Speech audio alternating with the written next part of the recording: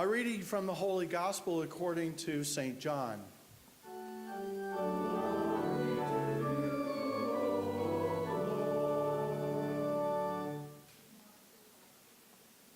On the third day, a wedding took place in Cana in Galilee. Jesus' mother was there, and Jesus and his disciples had also been invited to the wedding. When the wine was gone, Jesus' mother said to him, "They have no more wine." "Woman, why do you involve me?" Jesus replied, "My hour has not yet come." His mother said to the servants, "Do whatever he tells you." Nearby stood 6 stone water jars, the kind used by the Jews for ceremonial washing, each holding from 20 to 30 gallons. Jesus said to the servants, "Fill the jars with water." So they filled them to the brim. Then he told them, "Now draw some out and take it to the master of the banquet." They did so. And the master of the banquet tasted the water that had been turned into wine. He did not realize where it had come from, though the servants who had drawn the water knew. Then he called the bridegroom aside and said, "Everyone brings out the choice wine first, and then the cheaper wine after the guests have had too much to drink. But you have saved the best till now." What Jesus did here in Cana of Galilee was the first of the signs through which he revealed his glory. And his disciples believed in him. The Gospel of the Lord. Praise to you, O Christ. Please be seated.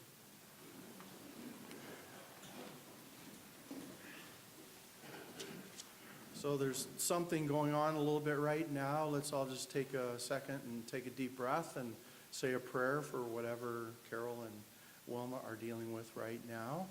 I know you saw them leave, so let's place them in God's hand right now and wait to see what's going on. I want to ask you actually to do me a favor. Would you take out your pew Bibles? I meant to do this before I started to proclaim this gospel. I apologize.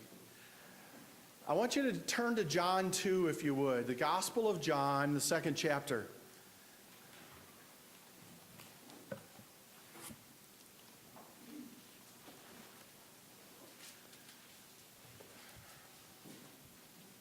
So if you remember, the Gospels are in the last third of the Bible. Matthew, Mark, Luke get you close. If you're into the letters from Paul, you're past John. Acts is right after John. So if you see any of those, you know you're close. So John chapter 2, verses 1 through 11 is what we heard today. Can anybody tell me, when you get there, what's the title or the heading put on that section of the gospel? Jesus changes water into wine. Jesus changes water into wine. So as you look through that gospel passage, verses 1 through 11, can you tell me when and how he did that?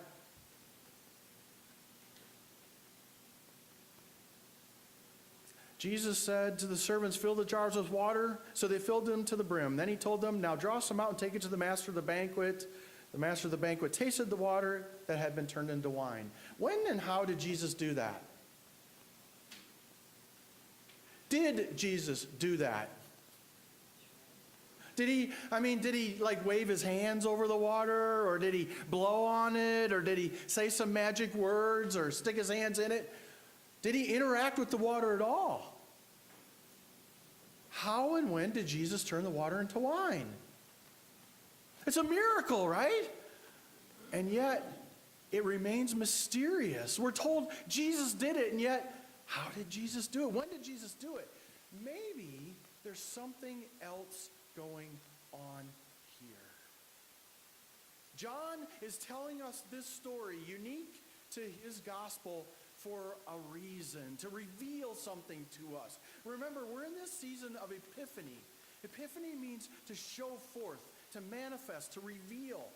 Something is being revealed about about Jesus in this story, and something is being revealed about the kingdom of God, the kingdom of heaven. And John is teaching us what that means in his community. 3 weeks from now, I will actually be in Cana, and I'll have the opportunity to preside over a service where the couples on the trip will have a chance to renew their marriage vows. It's a really kind of a neat opportunity. And we see that that's going on here, this setting of a wedding that has throughout Scriptures been used as an image to talk about the kingdom of heaven, to talk about the relationship between God, loving Creator God, and his people. And that's the setting that we have here today. And John uses this setting to reveal something to us about Jesus and the kingdom of heaven. So it's probably important for us to think a little bit about what was John's motivation for writing his gospel. If you remember, John lives in Ephesus of Turkey, which is a port city outside of Israel, quite a ways away. And his community, living about 60 or 70 years after Jesus lived and died and was raised again to heaven, he's writing to his community who has become a break-off, a secessionist community. They are, if you will, kind of a clan that has said, it's us against them. They were cast out of the Jewish religion. They were coming together to leave the society that did not treat them well, and they were trying to find something to unite them, to bring them together. And John wants them to be clear that it is their faith in Jesus the Christ that keeps them united. See, his community was made up of former enemies, Samaritans and Jews and Gentiles, people from all over the Roman Empire coming together in this early Christian community to ask the question, what makes us different? And John said, we are set apart for a purpose.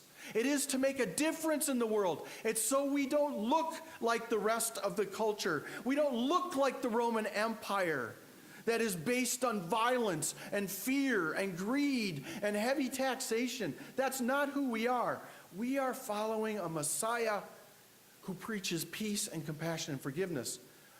But belief in Jesus, this one Jesus, is part of what unites us. And so he uses this marriage imagery to unite his community and to reinforce this idea that while they see scarcity in their culture, in the Christian community, there is abundance. And the kingdom of heaven is now. And the community that makes up this kingdom of heaven is us. And that's what John is trying to convince his community, and is a message for us to consider today. So let's look at this wedding ceremony a little bit more as John presents us today. Tell me, how many of you have ever been to a wedding banquet? Most of you. Those of you who haven't, I don't know what it is.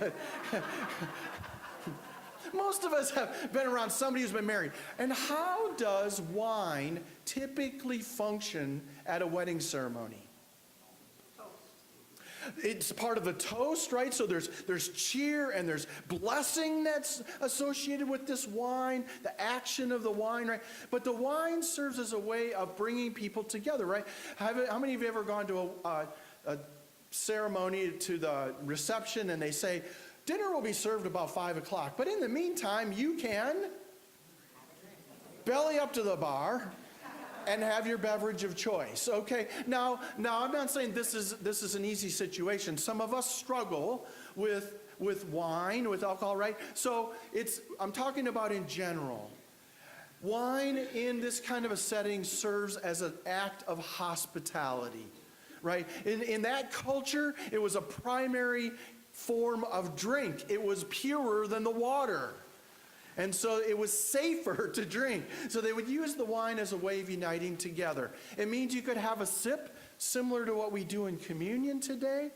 You know, we have a sip to unite us together in that action, not to have somebody be falling down drunk by the end of the ceremony. That's never the intention, right? It's about relaxing people. It's about bringing people together in this common act of drinking. So that's what's intended in this wedding ceremony. And in a wedding ceremony which hints at the kingdom of heaven, at God's presence, at God's blessing, at the celebration of families coming together and new life emerging, the wine is an important part of that ritual. And what happens in this setting? The wine runs out. See, weddings went on for sometimes up to 8 days. And families saved for a long time to be able to put on this ceremony for all of their kin. Most of the people at this wedding would have known each other and been related to each other. Cana was just a stone's throw over the ridge from Nazareth. That's why Mary's invited to be there. And Jesus and his disciples, newly formed posse that he's got with him, show up at this wedding. And there's this hospitality that all of a sudden is absent. And what happens when hospitality is absent? What do people start to say? What do people start to murmur to each other? Are we really welcome here? I mean, did these people not plan ahead? Is this really not the celebration that we expected?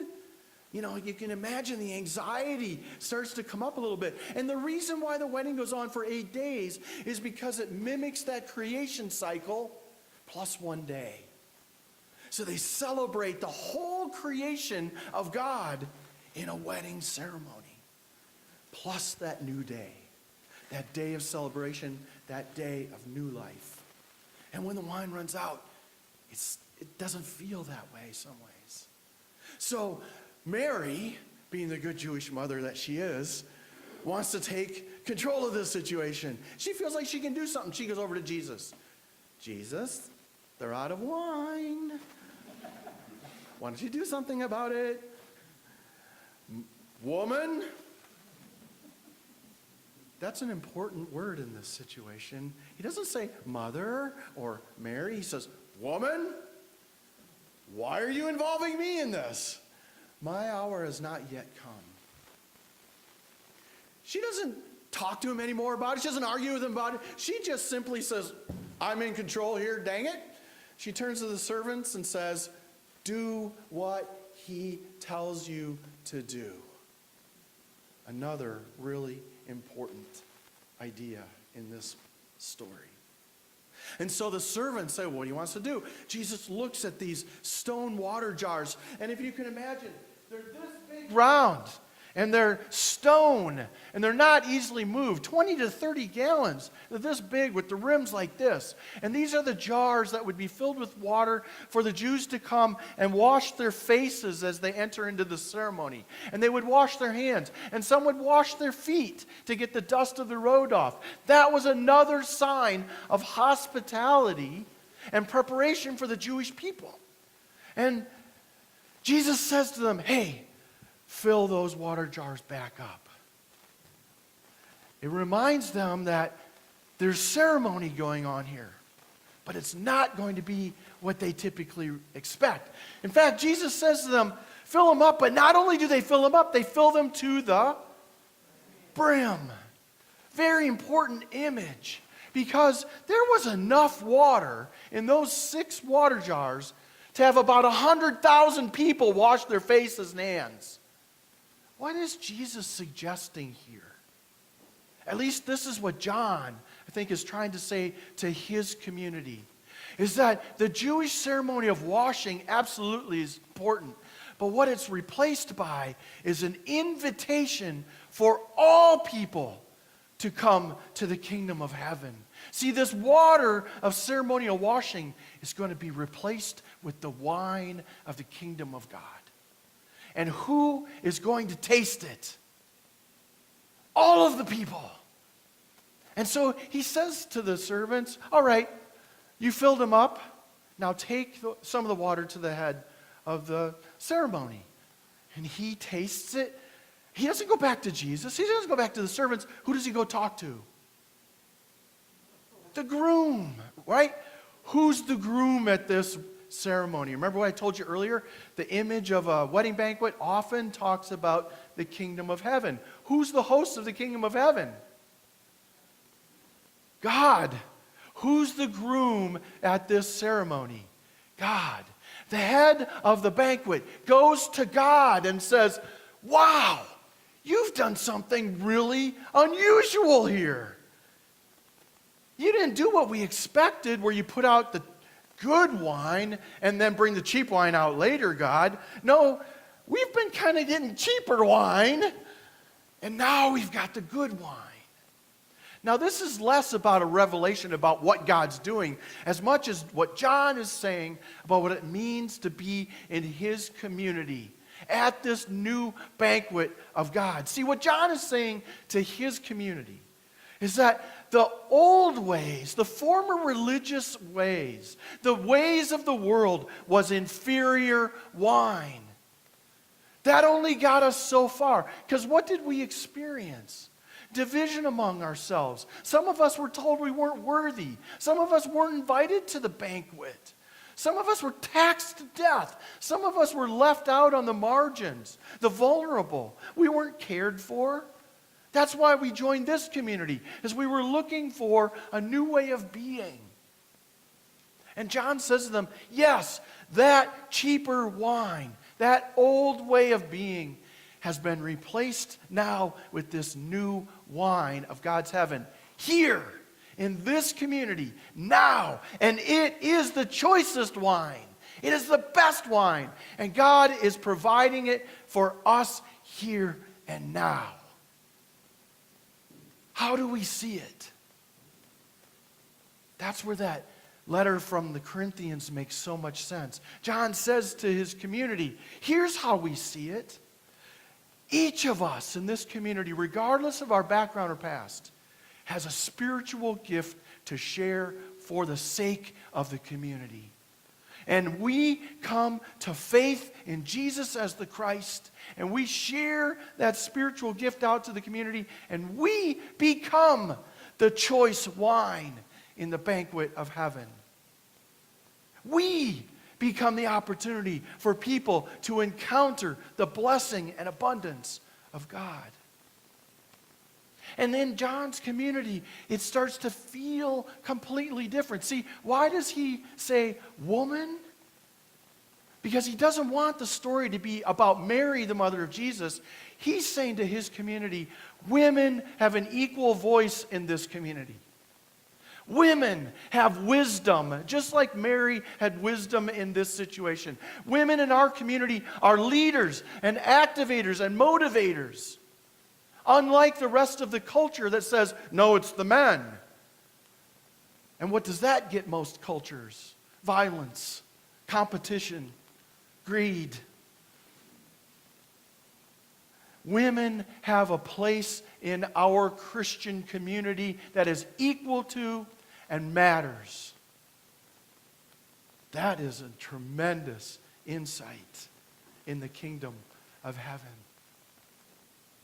And then John goes on to say, this abundance that is among us is only made possible because of the belief, because of the trust, because of the allegiance that we show to Jesus the Christ. See, Jesus didn't come to reveal the kingdom of heaven so people would set him on a pedestal and worship him, to talk about Jesus as some kind of godly figure. No, Jesus came to show us what it means to live in this kingdom of heaven.